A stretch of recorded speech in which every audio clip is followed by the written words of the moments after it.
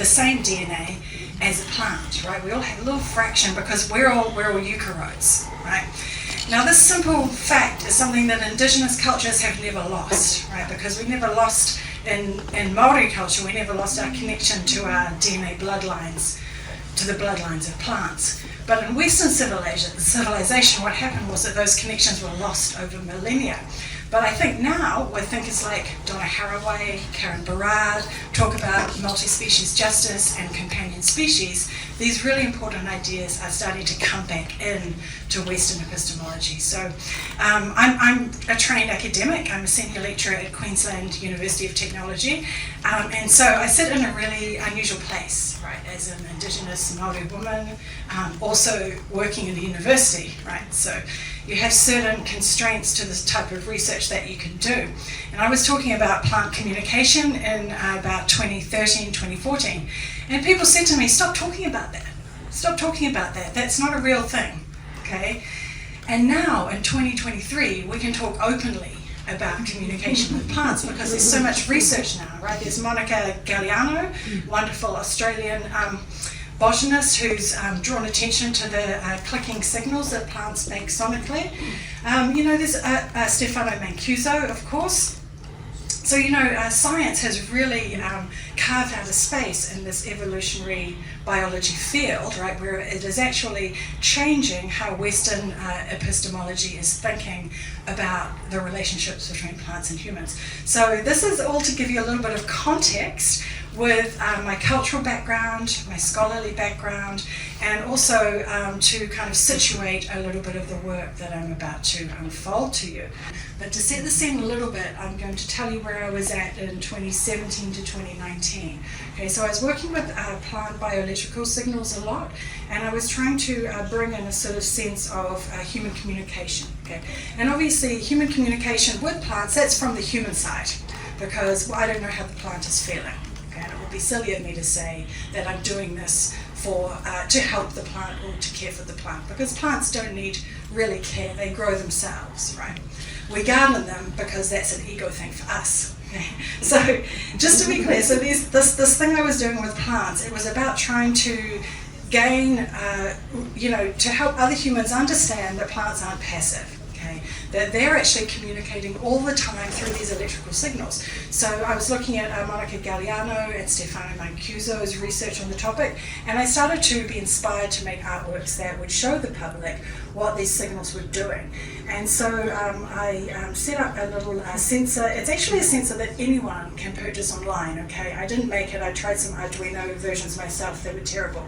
If anyone's interested in this field of research, go to the internet and buy this thing called a plant wave. Okay, it's really fantastic, non-invasive way to connect with plant signals, and from there you can turn the electrical signals into MIDI, and then you can also do what I do, which is pass those signals through data visualization apps like Touch Designer. Okay, so I'm just going to point out my collaborator in the room, Simon Howden, who's there videoing me. He actually does all of the audio work on our pieces. So this is only half, I can only take credit for half of this.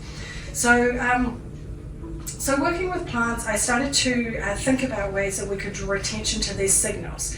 Okay, and I started to engage humans in this sort of assemblage, right? And it was the question of how to assemble plants, data, and bodies in a way that created some sort of equity.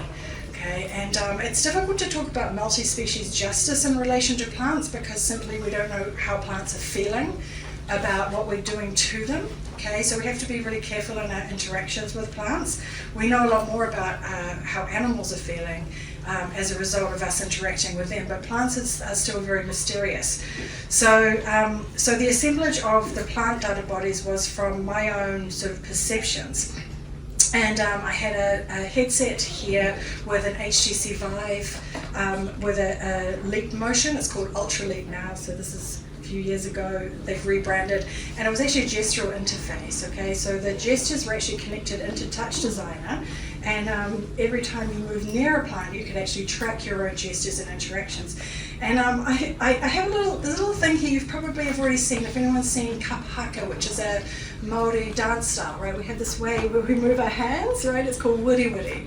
And it's actually like a wave. So if you watch my hand, this is like a wave on the water, right? It's a diffraction pattern. Okay.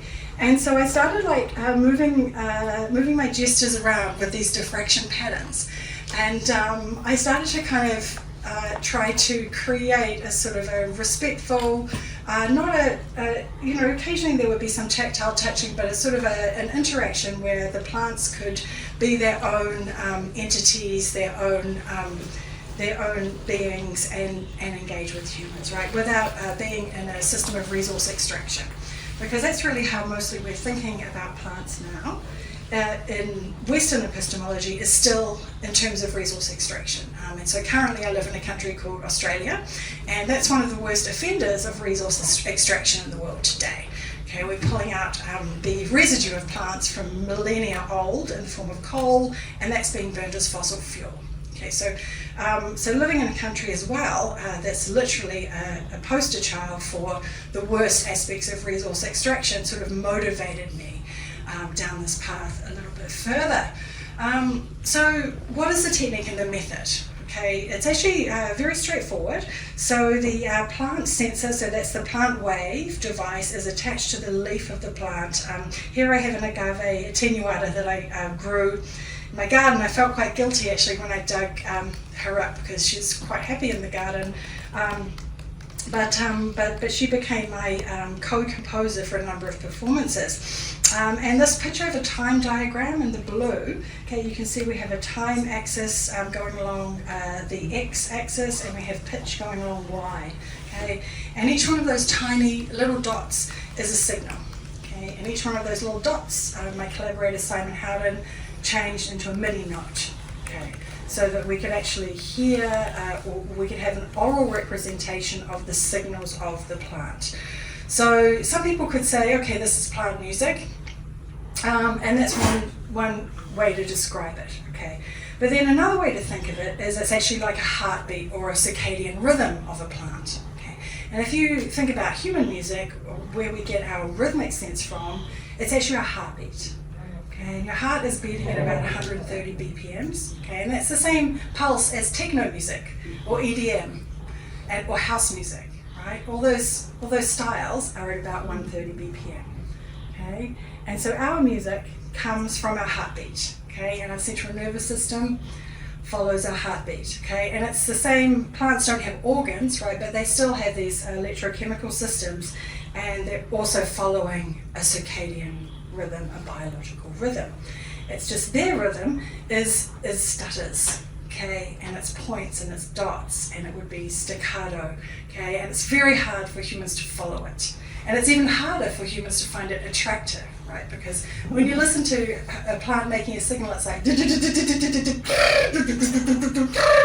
right, and so it can be really strange and grating for the human ear. So then we ended up at this point where we thought, okay, how are we going to put these plant signals in a way that humans won't absolutely hate them, right? Because we went through 2 or 3 years of creating these installations, and people would come along and they'd hang out for like 2 minutes, and then they'd hear and they think, wow, I want to leave the room right now. Okay, so this takes me to these projection maps, which is the next stage. Basically what happened was I took these plant signals and we layered them in with human constructed music. So Simon is also a reggae and dancehall producer.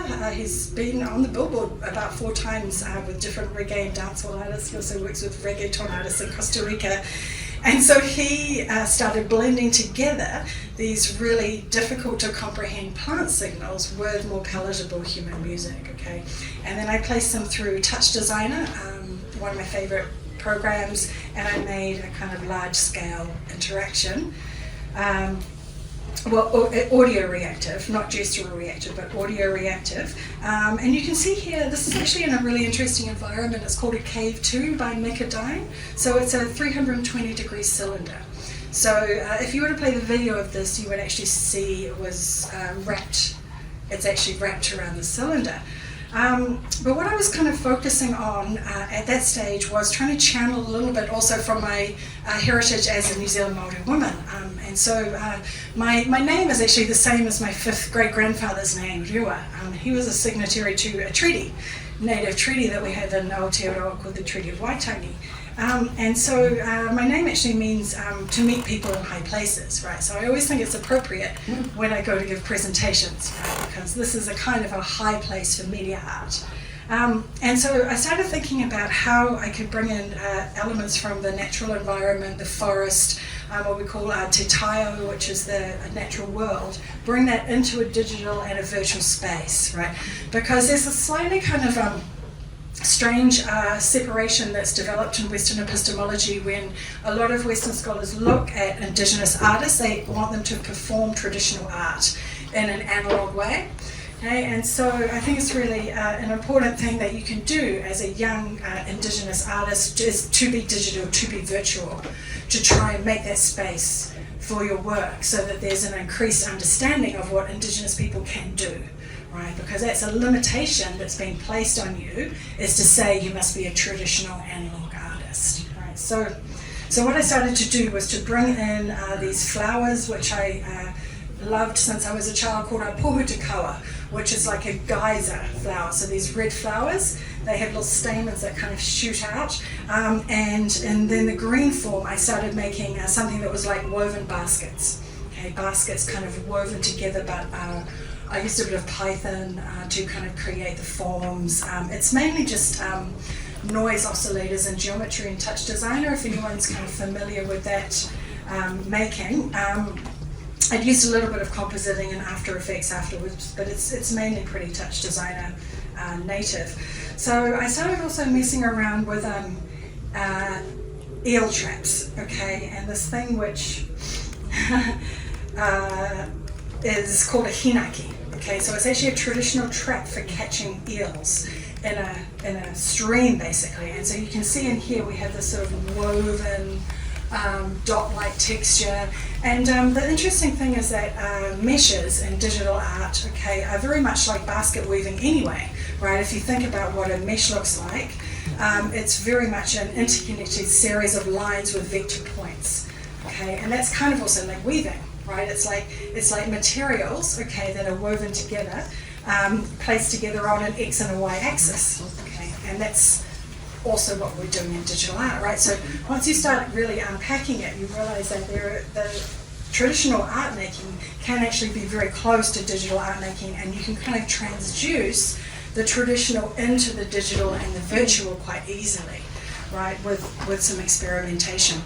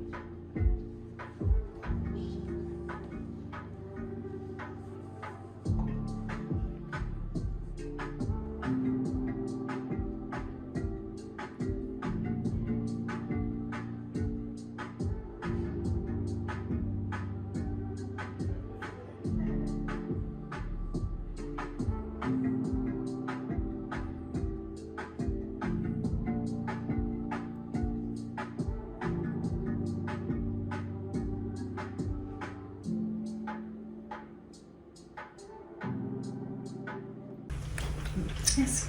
I'll wait. All of it. Thank you for that. That's really fascinating. Thank you.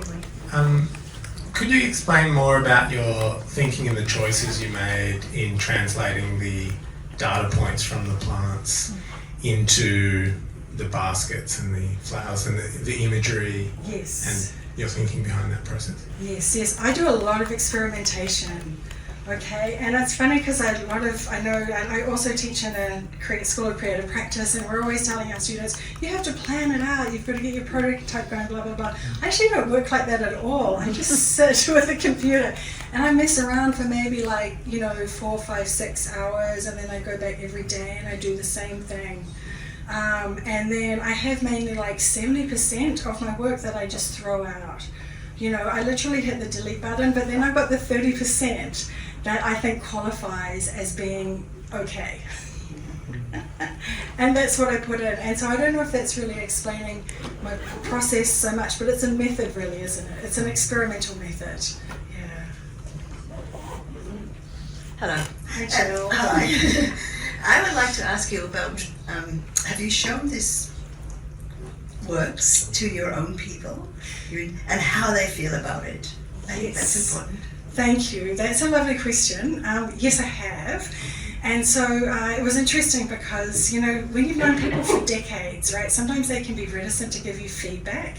But the people I showed it to, so I have friends who are involved in traditional arts, right? My cousins are quite high level, some of them. You know, my aunties, they weave those traditional cloaks, those sorts of things, you know, with the feathers, and some of them make these sort of painted gourds, and you know, they carve, and a lot of my friends are tamoko artists, you know, the tattoo artists.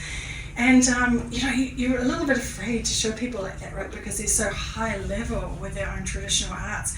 But the response has been much better than what I expected, right? And people have really wanted to get kind of involved with what I do. And as a result of talking to my peers and my family, who a lot of them are traditional artists, they've actually connected me up with other Māori people who are into like metaverse, digital interactive worlds, you know, virtuality. And it's been like this sort of really interesting kind of funnel for drawing people together. But yeah, I suppose I really started talking in maybe 2014 when I was making augmented reality artworks, which was site specific. And at that stage, yes, you do have that sort of like fear, right? Because as an Indigenous person, there's a lot to do with like reconstruction and tradition, right? And that's very important because Indigenous cultures have been so absolutely decimated through like physical genocide and intellectual genocide. And you know, so it's really important to restore the traditional cultures, but at the same time, that can be a limit. So it's sort of like, as an Indigenous artist involved with digital and virtual media, you have to accept that others might see that there are limitations there, but you can't let yourself feel that. Yeah. So it's always, it's a process of negotiation and yeah, showing. Yeah, knowing is showing, isn't it? Yeah. So, yeah. Thank you so much. So I don't know if there is another one, but for the next talk there is some computer